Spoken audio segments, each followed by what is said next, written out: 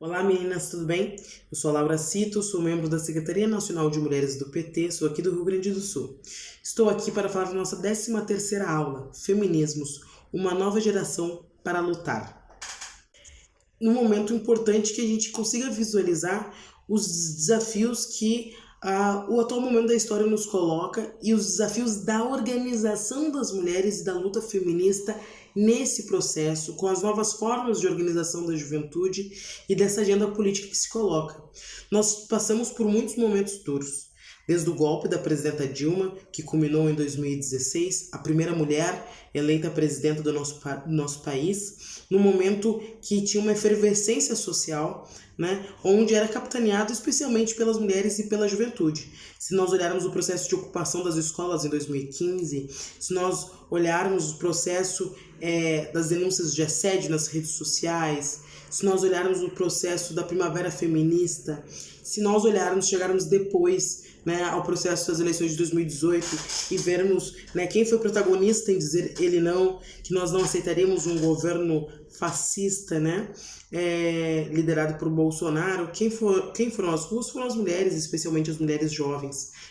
Então, como que nós podemos pensar essa nova geração que está surgindo, que quer organizar a luta feminista, que quer transversalizar, compreendendo os aspectos gerais da luta por uma sociedade mais justa e igualitária? Como que nós podemos pensar isso no nosso modelo de organização? Como que nós podemos também beber nessa água, digamos assim, do ponto de vista enquanto mulheres petistas, e como nós podemos organizar essa nova geração, que é fundamental para a gente poder enfrentar, enquanto um partido político, a disputa por um restabelecimento democrático do nosso Brasil. Dentro disso, é importante que nós compreendamos que o espaço público, ele nunca foi um espaço, ao longo da história, destinado, reservado às mulheres. Ao longo da história, a divisão sexual de gênero, ela sempre resguardou as mulheres o espaço doméstico, o espaço privado. A ideia de que para as mulheres apenas este espaço estava reservado foi inclusive ancorada juridicamente. No nosso Código Civil Brasileiro de 1916, ali continha uma legitimação jurídica da condição submissa das mulheres. Só no nosso Código Civil de 1962 que há ali uma abertura para que as mulheres possam trabalhar fora de casa, sem precisarem da autorização do chefe da família. Obviamente, no meio disso, nós temos muitas conquistas entre a fundação da República e a permissão, digamos assim, constitucional para que as mulheres possam ter uma vida pública, que se dá pelo marco mais importante, que é o direito ao voto. Em 1932, as mulheres brasileiras, elas conquistam o seu direito ao poder votar e serem votadas. A Federação Brasileira do Progresso Feminino, fundada pela Berta Luz, foi pioneira desse processo de organização. No livro a história da vida privada no Brasil, República de Bela Época, Era do Rádio, retrata um pouco, durante o século XX, dessa constituição do espaço privado da mulher, da constituição das disputas políticas que circundavam esse debate. O livro ele é assinado pela Marina Maluf e pela Maria Lúcia Mota, e fala um pouco disso, que se ao marido cabia prover a manutenção da família, as mulheres restava a identidade social como esposa e como mãe. A ele, a identidade pública, ela doméstica. Portanto, a figura masculina atribuem-se papéis de maior destaque, maior relevância e maiores prerrogativas superiores às destinadas às mulheres. Portanto, se delineava com maior nitidez o espaço que era dos homens e o espaço que era das mulheres, constituindo assim, portanto, ou auxiliando na identificação, nesse processo de constituição, do que é ser homem e do que é ser mulher na nossa sociedade. Obviamente que o processo de constituição do Brasil enquanto república, liderado por sentimentos de igualdade, de liberdade, ele, assim como deu vazão a novos debates de uma nova estruturação da sociedade, como o debate da questão racial, obviamente, com mais dificuldade, né, porque é um período logo pós a abolição,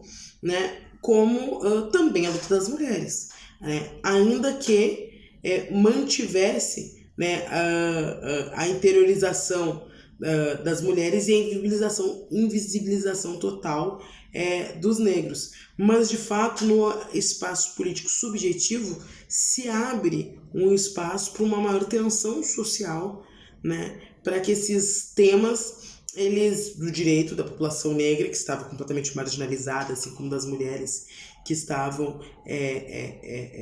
interiorizadas, né, se abre um espaço para essa tensão social ela ser mais latente na luta por direitos.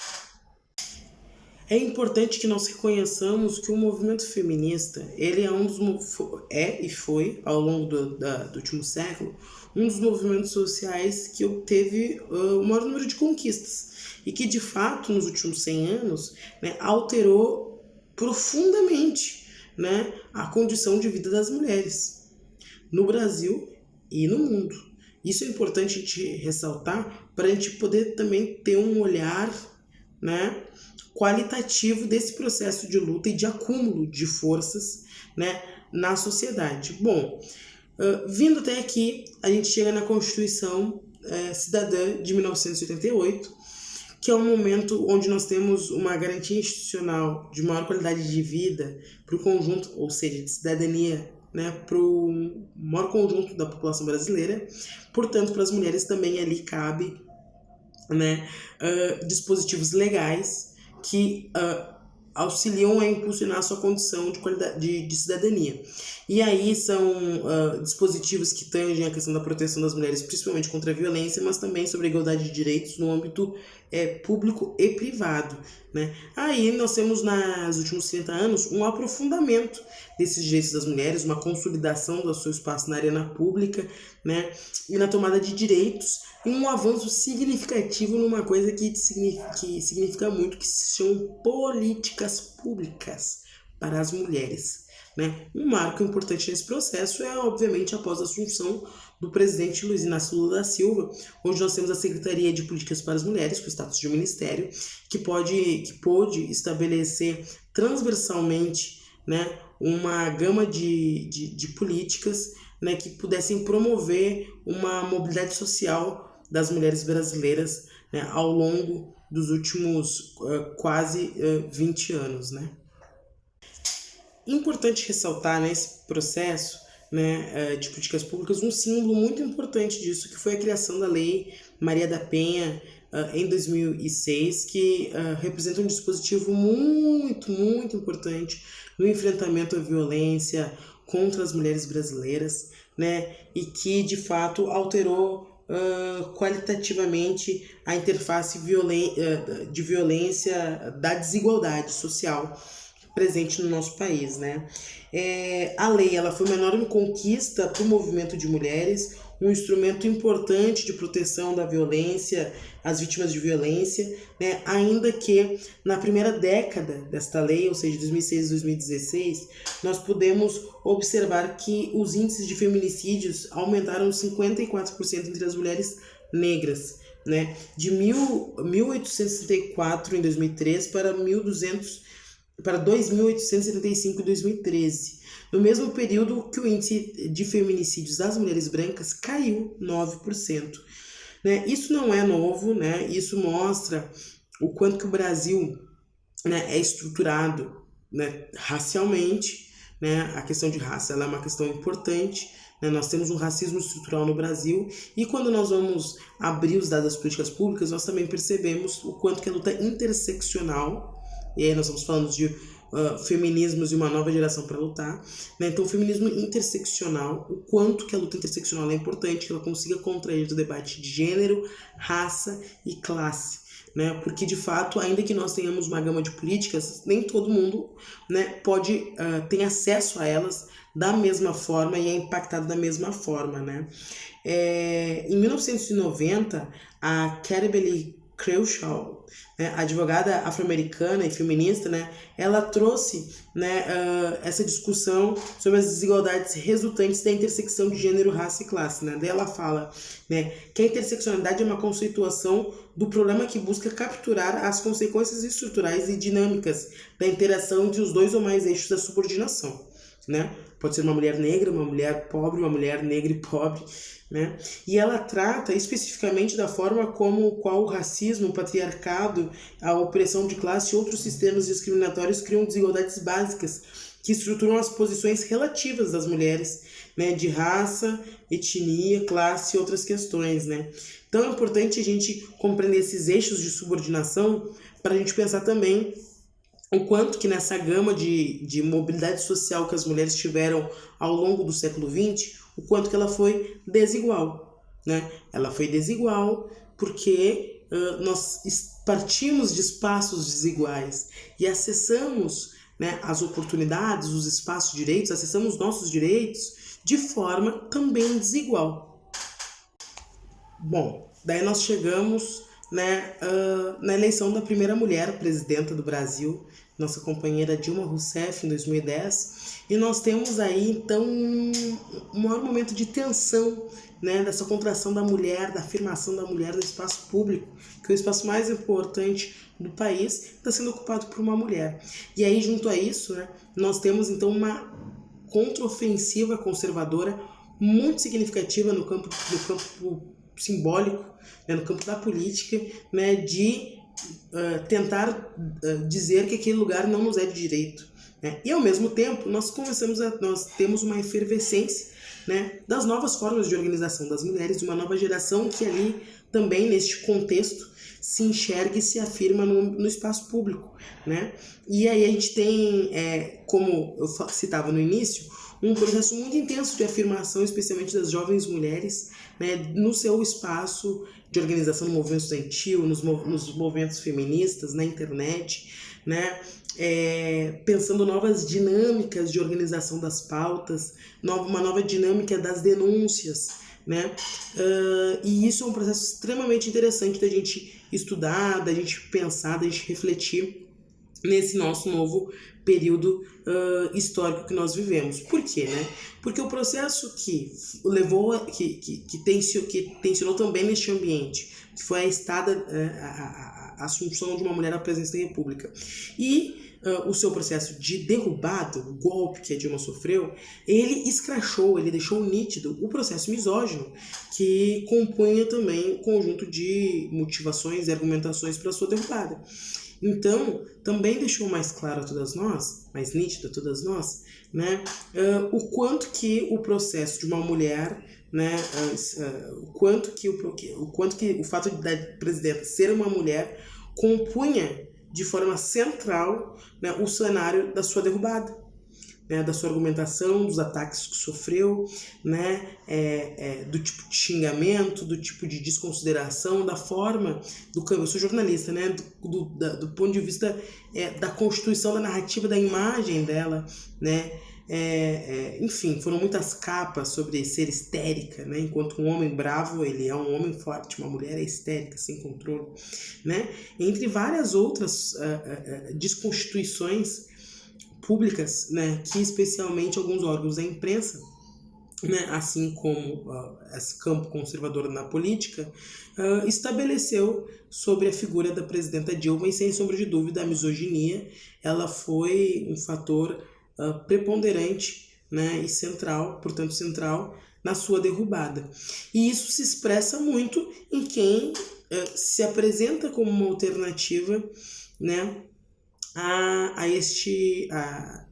uma alternativa a este espaço de poder, né? Que foi depois com a assunção de Temer, né? Onde nós temos aí a Marcela Temer, ex-primeira-dama, né? Com bela, recatada e do lar, né? Dizendo, bom, nós derrubamos uma mulher presidente da República e agora nós colocamos um homem, e sua esposa mostra o lugar social da mulher, bela, recatada e do lar. Né? Depois, com a assunção, obviamente, estapafúrdia nas últimas eleições, uma eleição questionável, né, de Jair Bolsonaro, né, uma figura que não faz mediação sobre sua misoginia, que deixa claro a sua visão sobre o papel das mulheres na sociedade e que, portanto, mobilizou umas centenas de milhares de jovens mulheres às ruas para dizer ele não, ele nunca, né? E que continuam, né, após aí 8 meses de governo, sendo ainda assim, né, as protagonistas desse processo de resistência contra suas políticas, os desmontes da educação, né, contra o seu Ministério da Cidadania, né, com uma ministra pastora que mais uma vez nos informa qual é o lugar da mulher, né, de submissão aos homens, né, de não liderança de emancipada, né?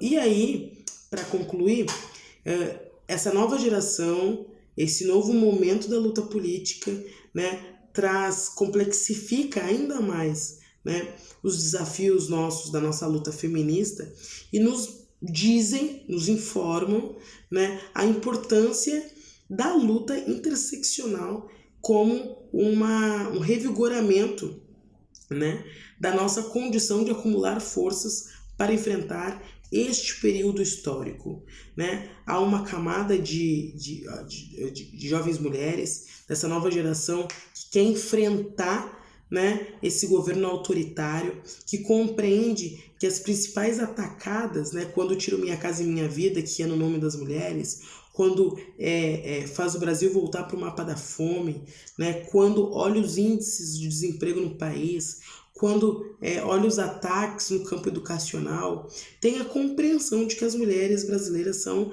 as primeiras a serem atacadas por esse processo. Portanto, requer, sim, um outro patamar de organização e interlocução para que nós possamos, de fato, sairmos fortalecidas desse processo e principalmente vitoriosas, né? Espero ter ajudado, né, a que vocês possam provocar um bom debate nas aulas, né? Esse momento é um momento que é difícil a gente visualizar um período histórico quando nós estamos ainda o vivenciando, né? Mas eu tenho certeza que o caldo político e social que nós estamos produzindo nesse momento histórico, ele tende a impulsionar um novo ciclo onde nós, mulheres, estaremos numa outra condição do debate público e acerca da condição de disputa de poder e compartilhamento de poder na sociedade brasileira. Um grande abraço.